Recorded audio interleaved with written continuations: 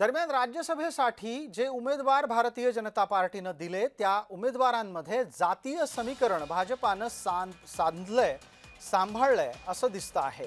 भारतीय जनता पार्टीकडून एका आदिवासीला, एका दलिताला, एका धनगर नेत्याला आणि एका मराठा नेत्याला संधी देण्यात आली आहे। मराठ्यांमधून विनोद तावडे, आदिवासी या नेतृत्वामधून मंगल इवनते, दलितांमधून रामदास आठवले आणि त्याच्याच जोडीला धनगरांचे नेते म्हणून राम वडकुते यांना संधी देण्यात आलेली आहे।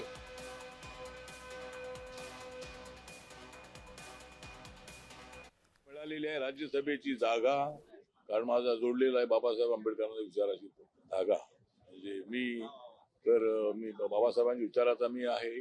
कुठेही गेलो तरी निळा झेंडा माझ्या हातामध्ये आहे आणि माझा पक्ष एनडीए सोबत आहे। माझा पक्ष बीजेपी सोबत आहे, पण मग एनडीए म्हणून ते त्या ठिकाणी आहे आणि नरेंद्र मोदींच्या विकासाचा अजेंडा डोळ्यासमोर ठेवून मी त्या ठिकाणी काम करत आहे आणि म्हणून मला या ठिकाणी संधी तिसऱ्यांदा मिळालेली आहे आणि मला मिळालेल्या संधीचं मी सोनं करेन असा मला पूर्णपणे विश्वास आहे।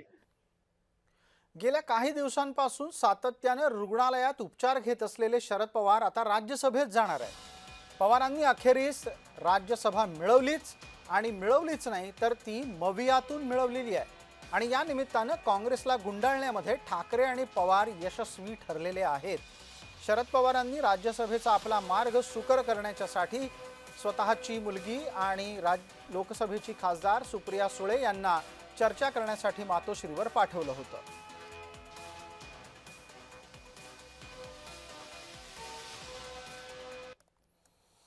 मातोश्रीवर एक महत्त्वाची बैठक झाली ज्यात उद्धव ठाकरे आणि सुप्रिया सुळे यांच्यात समेट झाल्याचं कळतंय।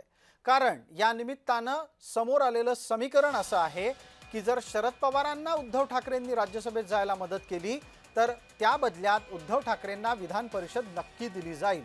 मातोश्रीवर झालेल्या चर्चेमध्ये हे सत्ता वाटपाचं सूत्र ठरलंय अशी अत्यंत विश्वसनीय माहिती आहे। येत्या काही दिवसात उद्धव ठाकरे यांची विधान परिषदेची सदस्यता संपणार आहे आणि मग 2 एप्रिलच्या नंतर उद्धव ठाकरेंना विधान परिषदेत जायचं असेल तर मवियाचा पाठिंबा लागेल।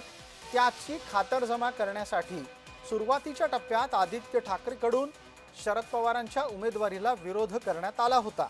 मात्र उद्धव ठाकरे यांना विधान परिषद दिली जाईल हे शब्द मिळवण्यात मातोश्री यशस्वी झाली आणि आता ताज्या घडामोडीमध्ये ठाकरे सर्वाधिक सदस्य संख्या असलेला मवियातला गट असल्यानं शरद पवारांना पाठिंबा द्यायचं ठरवलेलं आहे।